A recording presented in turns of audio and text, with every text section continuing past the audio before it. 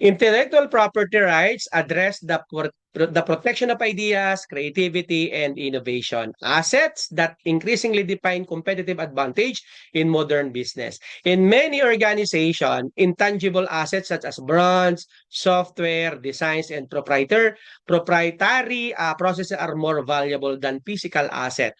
And this topic highlights the legal mechanisms that protect this creation and sustain innovation. So from a leadership perspective, intellectual property reflects strategic foresight, executive who understand IP laws, protect business identity and future revenue streams. So failure to protect intellectual assets results in imitation, loss of market share, and weakened brand equity. And this topic emphasized that innovations without legal protection is vulnerable. In the Philippine business environment, intellectual property protection supports entrepreneurship and global competitiveness.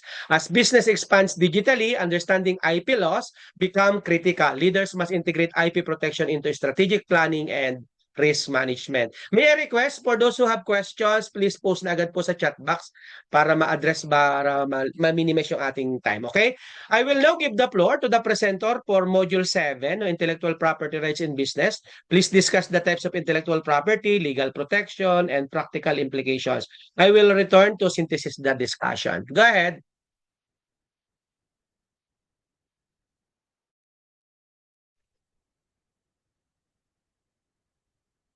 Good afternoon, everyone. I am Rogelio Aigantang, and I will be discussing the intellectual property rights in business.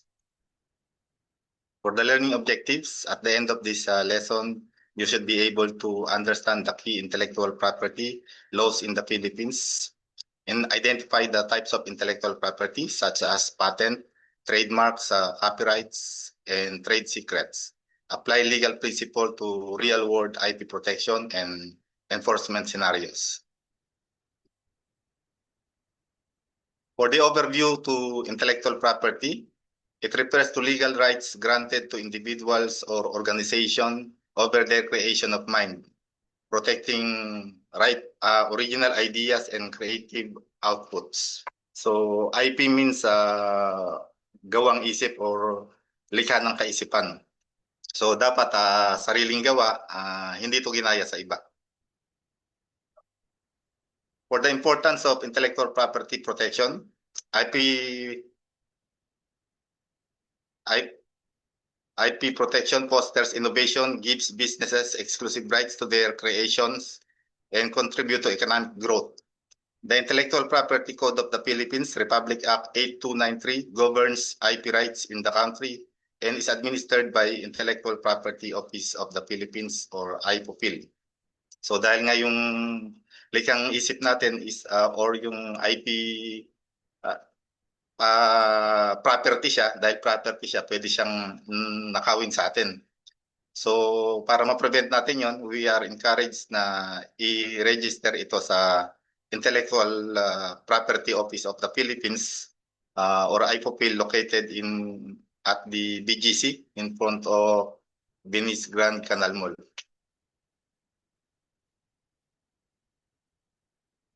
There are 4 types of intellectual property, such as patent, trademark, copyrights, and trade secrets. Patent is a legal right that gives an inventor exclusive control over their new and useful invention, preventing others from using or selling it without permission. It protects new invention or innovation that provides a technical solution to a problem. It has a duration of 20 years from the filing date, must be novel, involve an inventive steps, and be industrially applicable. There are 3 requirements. First is the novelty. The invention must be new and must not have been disclosed anywhere in the world before filing date. Second is inventive step. The invention must be clever enough that other experts would not think of it easily. And third, industrially applicability. The invention must be capable of being produced or used in any kind of industry. So there are 2 types of patent. First is the invention patent. It covers new products or processes that offer technical solution. For example of the invention patent is the solar power water purification system. It uses processes that combine solar energy, special filtration membranes, and chemical treatment to purify water. The method is technically complex and not easily thought of by others and requires research, testing, and scientific principle. Why it qualifies at invention patent? Because it is new, involves an inventive step, and industrially applicable. Next is utility model, a less stringent from patent that applies to minor innovation or improvement that is typically granted more quickly but has a shorter protection term. Example is the extension cord, with built-in rotating plug. Extension cord already exists, but this version has rotating plug that can be adjusted to different angles. The improvement is the structure and configuration, not a new electrical technology. It helps prevent bent plug and damages cord, making more practical for daily use. So why it qualifies as a utility model? Because it is new, useful improvement, and simple, and focuses on design and structure rather than new process.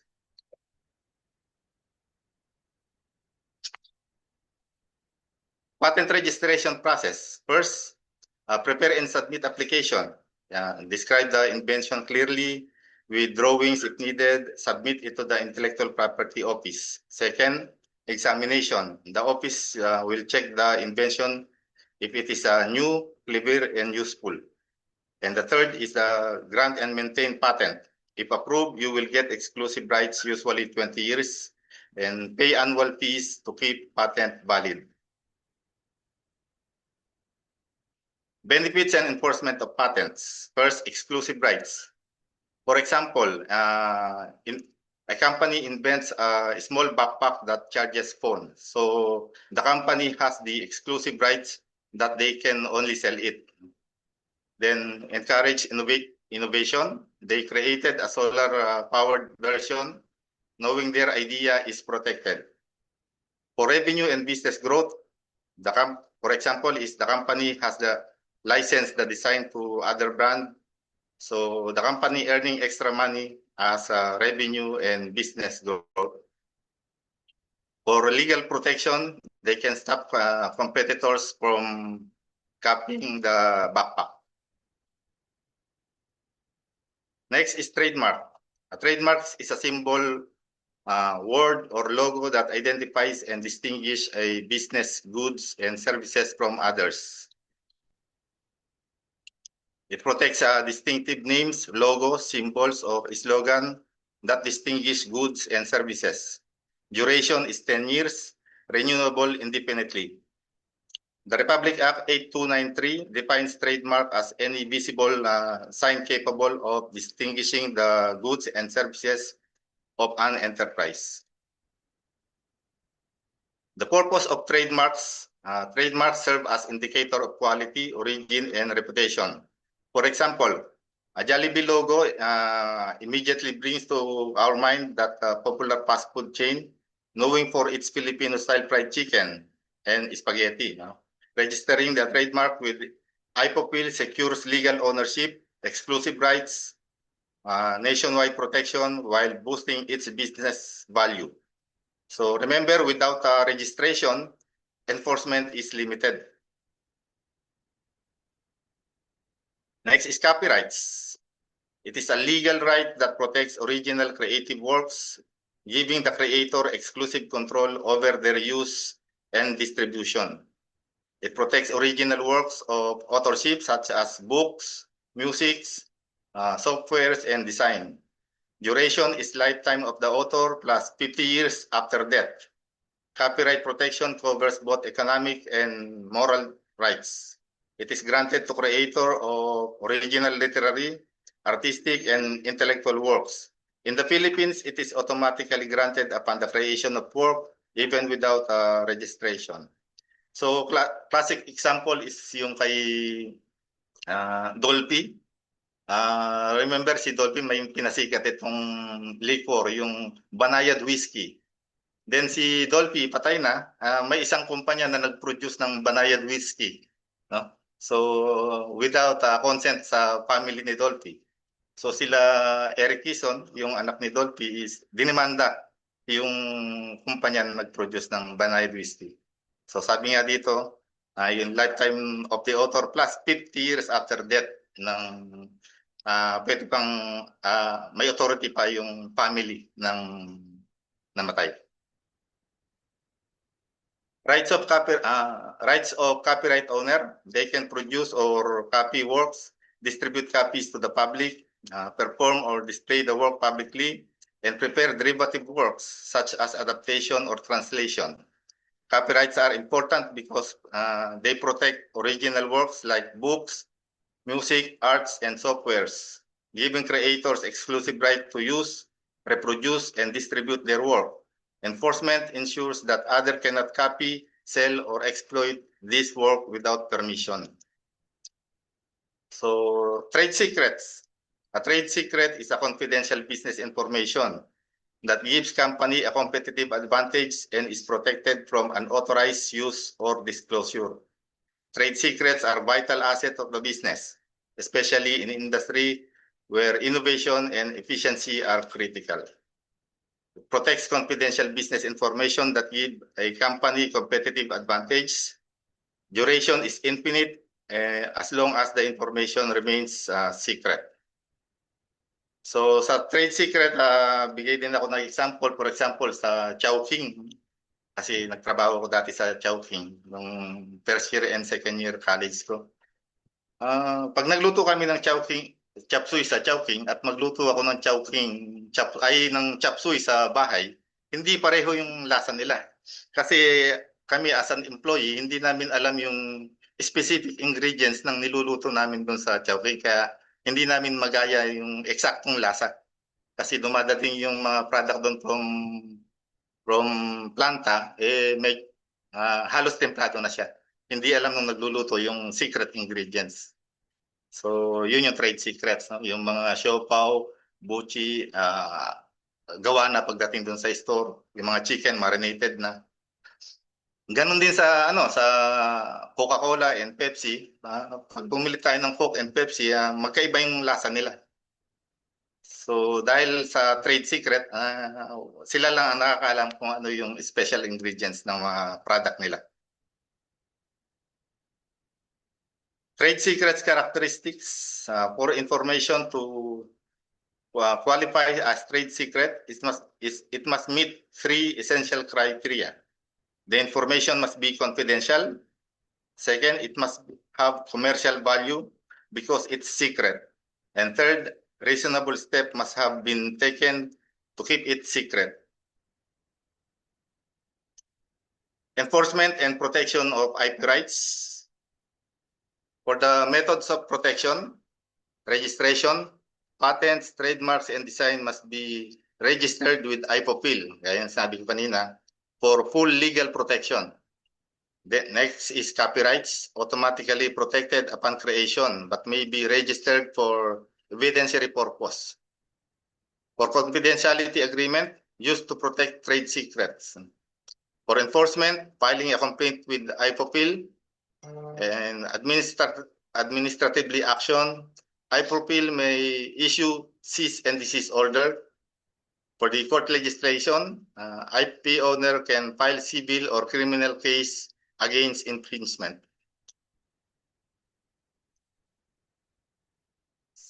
So that would be all for IP protection, sir.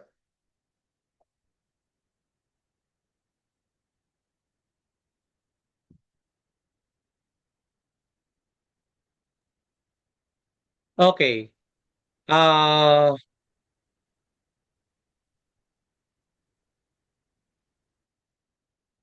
Trademarks, no, protects brand identity by distinguishing goods and services in the marketplace, no. A strong trademark prevents consumer confusion and preserve reputation.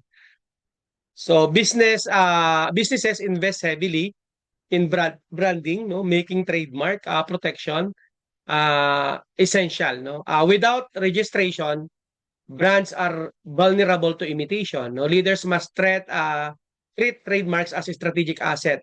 And proper registration and enforcement protect long-term value. So brand protection reinforce customer trust. Patents grant exclusive rights to invention for a limited period. This exclusivity encourages research and development by allowing investor to recover costs. No? Businesses that innovate gain competitive advantage through patent protection. Patent infringement undermines innovation incentives. So leader must evaluate patentability early in product development. Strategic patent management support growth and innovation thrives to when protected. So copyright safeguards creative works such as software, as I mentioned, training materials, and marketing content. Digital environments increase the risk of unauthorized copying. No, copyright protection ensures creators receive recognition and compensation. So leaders must respect both internal and external copyrights. No, ethical use of creative works avoid legal disputes. No, copyright compliance reflects professional integrity, and digital businesses rely heavily on copyright protection. Trade secrets protect confidential business information. Unlike patents, trade secrets rely on secrecy rather than registration.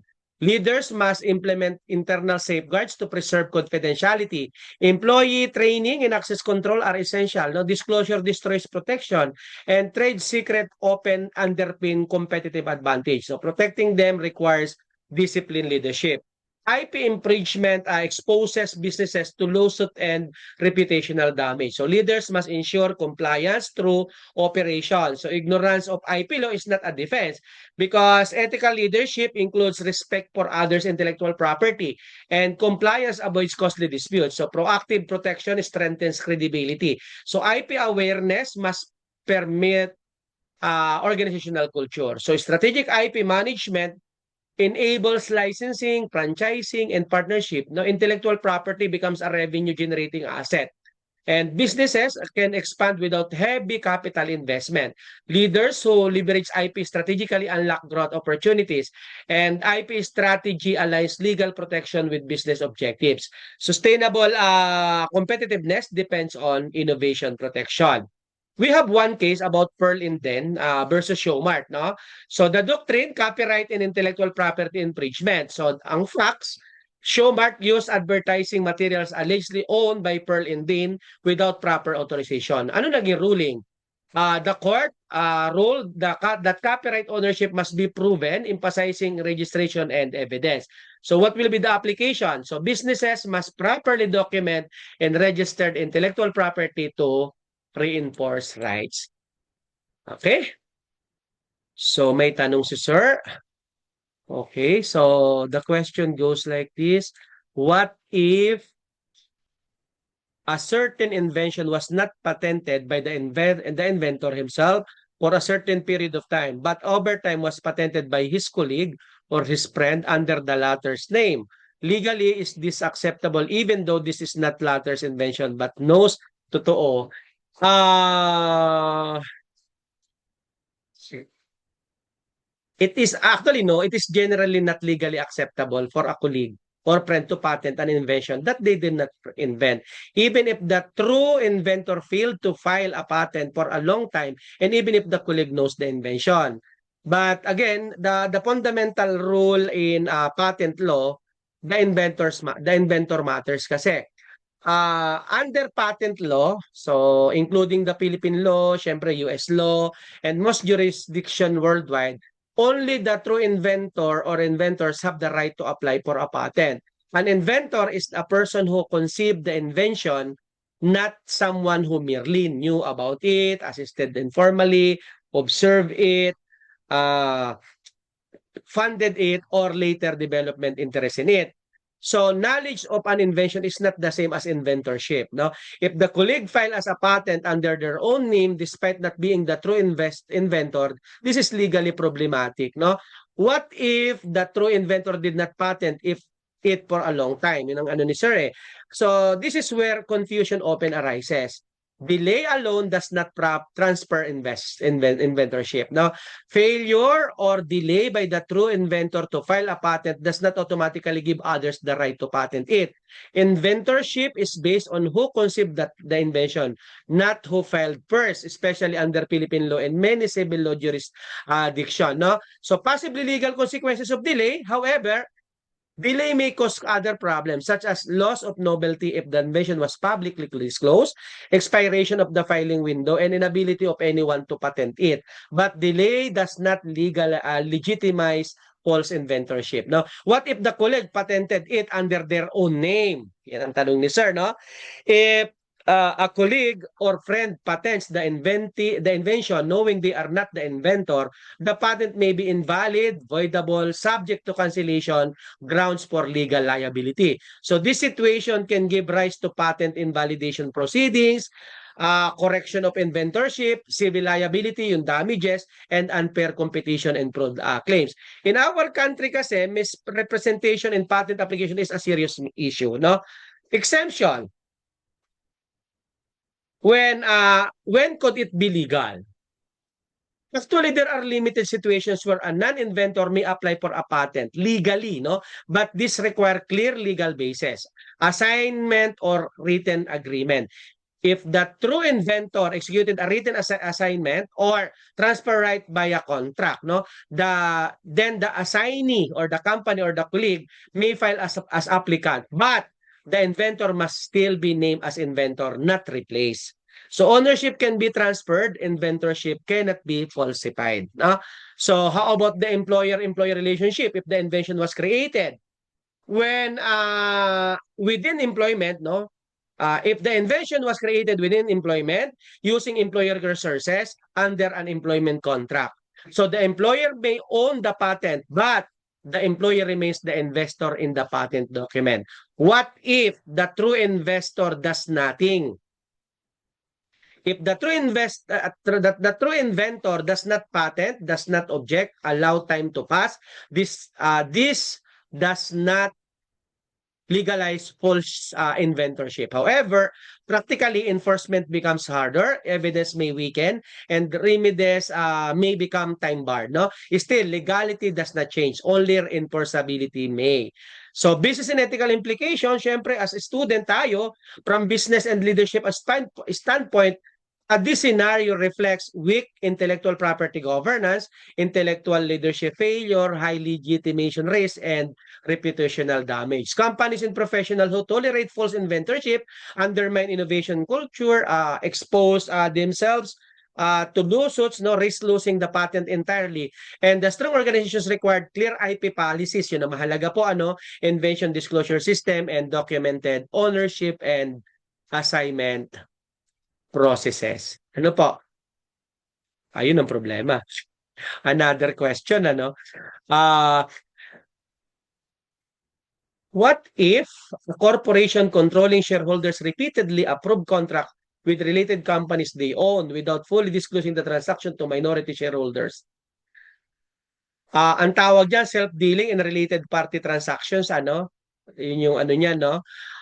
When controlling shareholders approve contracts with companies they also own, the transactions are classified as related party transactions or self-dealing transaction. And these transactions are not automatically illegal, but they are highly regulated because they create an inherent conflict of interest. So the legal problem arises not merely from the existence of related party contracts, but from repeated approval, lack of full disclosure, and exclusion of minority shareholders from informed decision-making. At this point, the issue shifts from business discretion to breach of fiduciary duty. No? So, fiduciary duties of controlling stakeholders and directors, no? Controlling shareholders and directors owe fiduciary duties to the corporation and indirectly to minority shareholders. These duties include duty of loyalty, no, acting in the best interest of the corporations, not personal interest, no, duty of fairness, ensuring transactions are fair in price and terms, and duty of disclosure, fully informing shareholders of material facts. So approving contracts that benefit the controllers without full disclosure violates the duty of loyalty and fairness. The law presumes such transactions to be suspect unless proven otherwise. What will be the legal consequences of non-disclosure? So, failure to fully disclose related party transaction can result in the following legal consequences. Voidable or void contracts. Now, courts may invalidate the contracts if they are found to be unfair, unconscionable, or fraudulently concealed. No? Personal liability of controlling shareholders and directors. They may be held personally liable for damages suffered by the corporation or minority stakeholders. Derivative suits by minority stakeholders. Minority stakeholders may file a derivative action on behalf of corporation to challenge the transaction. And syempre ang regulatory sanctions. So security regulators or the SEC may impose fines, penalties, or governance reforms. So standard applied by courts, the entire fairness test, in case of undisclosed self-dealing, courts often apply the entire fairness standard, which requires controlling stakeholders to prove fair dealing, proper approval process, disclosure, timing, and negotiation. Siyempre, yung fair price, terms comparable to arm's length transaction. Without disclosure, it becomes almost impossible to satisfy this standard. So, rights and remedies of minority shareholders. Minority shareholders are not powerless in this situation. These legal remedies may include filing a derivative suit for breach of fiduciary duty, seeking recession of unfair contracts, claiming damages for losses incurred, petitioning regulators for investigation and sanction, and requesting inspection of corporate records. Courts recognize that controlling shareholder must not use their power to oppress or disadvantage minority owners.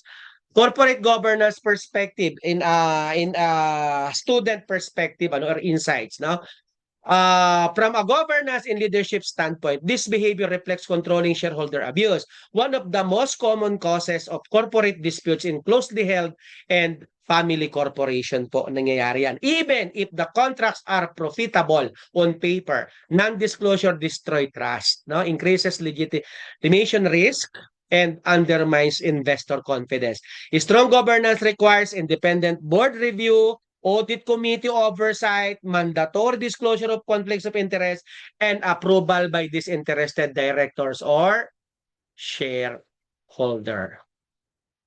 Okay? Thank you.